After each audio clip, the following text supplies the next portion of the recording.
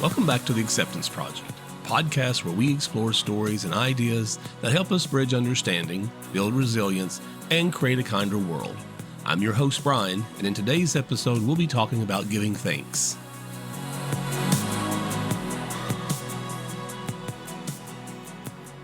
Are you still eating some of your kids' Halloween candy?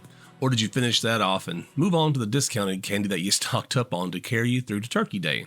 Well, regardless, now's a good time to grab some of that candy or maybe even a cup of coffee, and let's start with a history lesson. The year was 1621, and the air in Plymouth crackled with the crisp chill of autumn. Golden leaves drifted from the trees, dancing across the fields that had finally yielded the fruits of survival, corn, beans, and squash, shimmering in the fading light. For the weary colonists who had crossed the Atlantic on the Mayflower only a year before, it was more than just a harvest, it was a miracle. The previous winter had been cruel beyond imagination. Nearly half of the original settlers had perished from hunger, cold, and disease. The survivors clung to life with determination and faith, building rough shelters and enduring storms that howled through the night. By spring, they knew their only chance to endure was to learn from the land and from those who knew it best. Enter the Wampanoag tribe, whose people had lived on this soil for countless generations. Their leader, Chief Massasoit, and a remarkable interpreter named Tisquantum, known to history as Squanto, extended a hand of friendship when it was needed most. Squanto taught the colonists how to plant corn by placing fish in the soil for nourishment, how to find edible plants, and how to hunt and fish in this unfamiliar world. By the fall of 1621, the colonists' fields were bursting with life. For the first time, there was enough food to fill their tables and their hearts with gratitude. Governor William Bradford declared a celebration to give thanks for the harvest and for the alliance that had helped them survive. When the Wampanoag arrived, their presence turned the small gathering into something that truly grand. 90 Wampanoag men, led by Chief Massasoit, came bearing gifts of venison, wild turkey, and freshly caught fish. The colonists prepared dishes of cornmeal, stewed pumpkins, and bread baked for their new crops. For 3 days, they feasted, laughed, competed in games, and shared in songs and stories. Though neither side could have known it, that gathering would echo through centuries as the first Thanksgiving. It was more than just a feast, though. It was a moment of hope and human connection in a harsh and uncertain world. Around those long wooden tables beneath a sky painted with the colors of harvest, the two groups, so different in language, culture, and history, found common ground. They celebrated the earth's bounty, the triumph of perseverance, and the fragile beauty of peace. And while history would grow more complex in the years that followed, that autumn in 1621 still shines as a reminder. Gratitude can bloom even in the hardest of times, and unity can begin with the simple act of breaking bread together. Now, this did not become an annual tradition right away, but still, different colonies would gather at different times throughout the year to celebrate. Had it not been for the kindness of the Wampanoag tribe, the fate of the colonists would have been doomed. The colonists were not familiar with how to grow their own food or which crops would survive at various times of the year. So with kindness in their hearts, the Wampanoag tribe taught the colonists how to survive in a new world. It wasn't until 1863, that's 242 years after the first harvest gathering, that President Abraham Lincoln proclaimed a National Thanksgiving Day to be held each November. For the last 162 years, we have been celebrating and giving thanks for each year for our family and friends, blessings, and freedoms that we enjoy. We talk about the things we are thankful for and the people who have brought so much to our lives. Thanksgiving was a big holiday in my family. The day would begin by going to my grandparents' house around noon for the first Thanksgiving dinner. There were so many aunts and uncles and cousins and friends that filled the house. Only a few could sit at the dining room table, and, well, those spaces were reserved for the adults.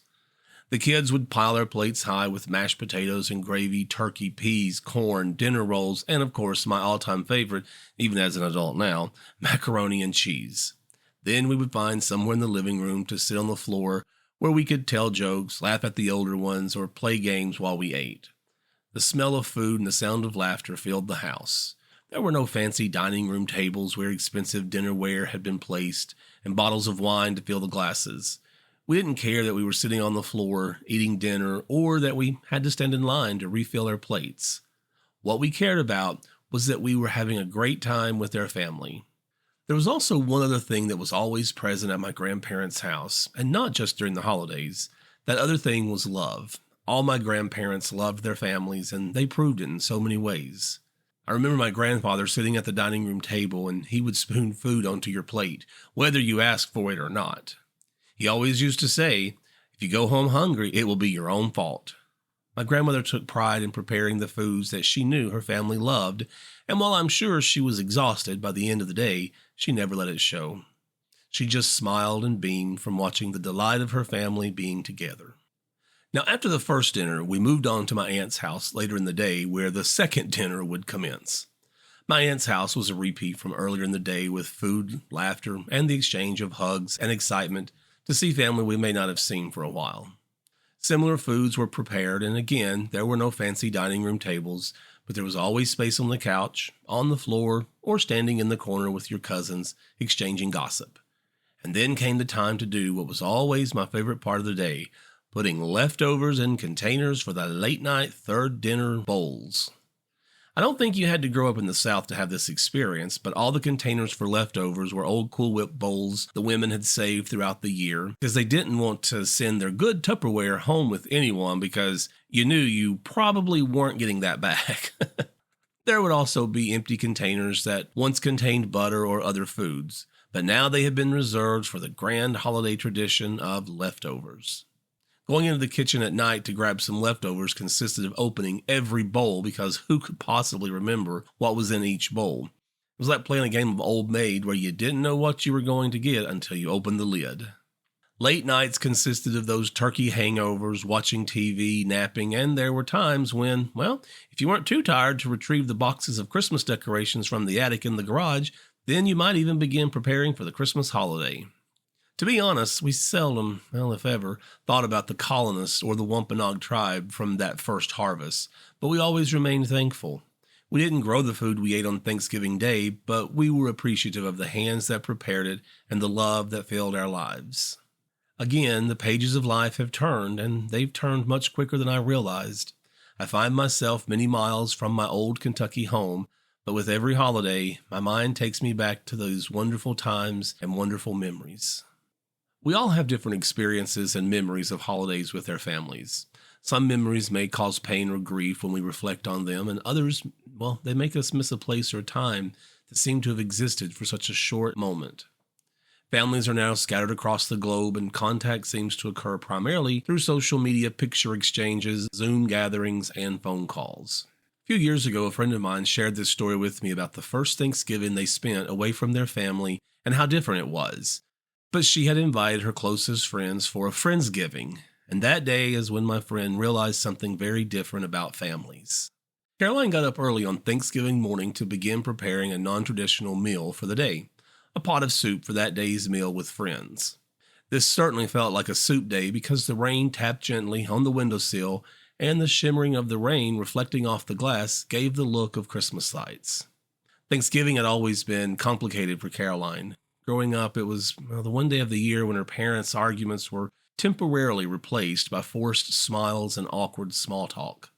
When Caroline got older and began building a life of her own, she swore that holidays would look different, warmer, calmer, and definitely kinder. That year's table was small but full of love. There was Aunt Rosa, who wasn't really an aunt but had been an older friend of Caroline since she moved to the new city. Michael, Caroline's best friend who just moved across the country and didn't know anyone else in town, and of course Mrs. O'Keefe, the elderly neighbor who had recently lost her husband and didn't want to eat alone. There was no blood relation among them, but there was something substantial, a quiet understanding that family is not always who you're born to, but who you choose. They laughed over mismatched mugs of hot cocoa, teased each other about the slightly burnt cornbread, and shared stories that filled the room with warmth. Michael told a story about getting lost on a road trip and finding a diner that felt like home. Aunt Rosa reminisced about the years she worked 3 jobs to take care of her little brothers and how those hard times made her thankful for every simple joy. Mrs. O'Keefe shared stories about the many wonderful times she and her husband had spent traveling and how one year they ate sandwiches on the side of the highway because there were no diners nearby that was open. She said it was one of the best holidays they spent together. When the soup was ready, Caroline served it into bowls and joined them at the table. It wasn't the kind of Thanksgiving spread you'd see on magazine covers, and no turkey, no fine china, no perfectly folded napkins. But as they held hands for a moment before eating, Caroline felt something deep and real. She felt a belonging. "Thank you for being my family," Caroline said quietly. Aunt Rosa squeezed her hand. "We already were. We just didn't have the turkey to prove it." They laughed, and the room glowed with something money couldn't buy: connection, kindness, and love in its purest form. As the evening wore on, Caroline looked around and realized that her table, though unconventional, was exactly what she had always hoped for: a gathering of souls who cared for one another, who showed up, who loved without condition, because family isn't always about shared DNA or matching last names. Sometimes it's just simply about the people who make you feel seen, safe, and loved, and exactly as you are. And on this day, Caroline realized that she had a family that cared about her, and they needed her as much as she needed them. Caroline commented she also learned that sometimes she needs to remind herself to be thankful for family and friends throughout the year, and tell them and show them every opportunity she gets, not just reserve it for those holiday gatherings, but every day of the year. Thanksgiving isn't just about the feast, it's about the gratitude that fills the spaces between. No matter what the year has brought, there's always something to be thankful for: love, life, and the moments that remind us how much we still have to give and receive. I remember several years ago, while I was still living in Kentucky, that I had decided not to go to my parents' house on Thanksgiving Day, but I promised I would go the following day. My mom wasn't very happy about this decision, and I must admit it did seem very different not to make that trip for that day. But that year I had decided I wanted to do something different I had never done before. I volunteered at a local charity delivering meals to the terminally ill patients and their caregivers on Thanksgiving Day. I got up early that morning and bundled up because it was an unusually cold day. I got to the pickup location where I was given about 20 meals to deliver and the addresses of the homes. I began my journey around town delivering hot meals. The smell of turkey, stuffing, mashed potatoes and gravy and dinner rolls and sweet potato pie smothered in bubbling marshmallows filled my car. The local radio station had been playing Christmas music for a few days, and I quietly sang along as I slowly made my way down wet, slippery streets and up the steps where I knocked and waited for someone to answer the door. Slowly, an older woman opened the door, and I could tell she was a little apprehensive about opening the door and seeing a 6'3" tall guy standing there. I smiled and said, "Happy Thanksgiving. I hope you're hungry because I have a great dinner for you both." I could see past the small framed woman and a hospital bed in the living room positioned in front of a TV and a large window looking out onto the street. She smiled and invited me in. Her next comment reminded me why I had chosen to do this, and it also caused me to fight back a few tears. She said, "Oh my, what a wonderful treat. I just assumed they wouldn't be delivering meals on this day because it's a holiday." She and her friend had signed up at the local charity to receive a meal every day due to his medical condition. She was delighted to receive the food and even invited me to join them. She said, "I will be happy to share my meal." I thanked her for the invitation and let her know I had many more meals to deliver before the food got cold. She gave me a hug as I opened the door to leave and wished me a happy Thanksgiving as well. It was then that I truly realized the huge impact something so small can have on others.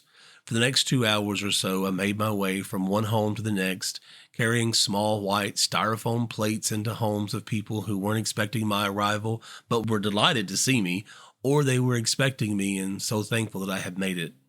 On my way home, I thought about the people I had met that day, and I remembered their smiling faces and tear-filled eyes when they realized who I was and what I was there for. The snow had begun to fall, so I turned up the radio and sang along with Johnny Mathis as he and I belted out, "It's beginning to look a lot like Christmas."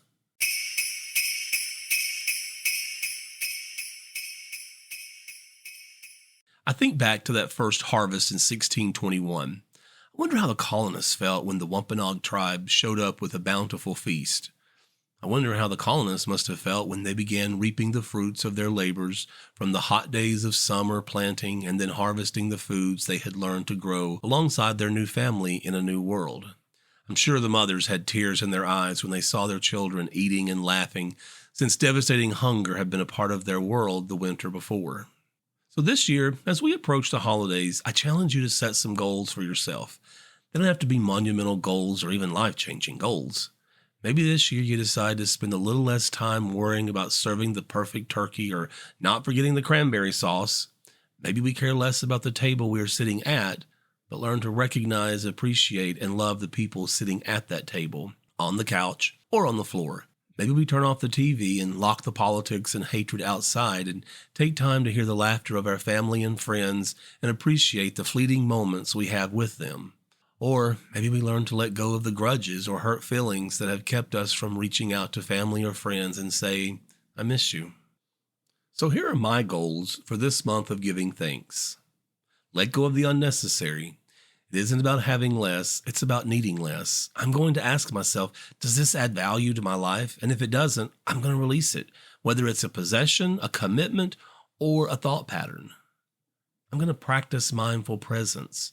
Joy often hides in the now, whether I'm enjoying a cup of coffee, walking outside, or even folding laundry. Being fully present transforms the ordinary into something sacred.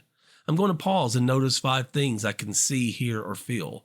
That moment of awareness is joy in disguise. And I'm going to prioritize relationships over things. Deep conversations, shared meals, and quiet companionship bring more lasting joy than any material item. I'm going to make time for people who nourish my soul, even if it's just a 5-minute phone call. I never realized how much I would miss calling my dad to just talk until he was no longer there to answer the phone.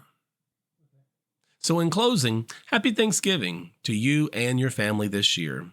Whatever your relationship may be to those around your table or in your life, I hope you remember to let them know you love them. Just remember, Thanksgiving isn't about having it all, it's about being grateful for all you have. So until next time, take care of yourself and take care of one another.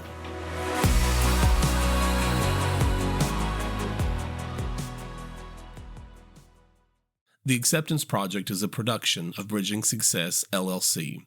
To learn more about the podcast and our work, please visit bridgingsuccess.com. This podcast and its content are for educational, informational, and entertainment purposes only. I'm Dr. Bryan Gross, but I'm not a licensed therapist. The topics and opinions shared by me and any guests are our own and should not replace professional or medical advice. If you are seeking mental health support, medical guidance, or help with personal matters, please reach out to a licensed professional who can provide the individual support you need.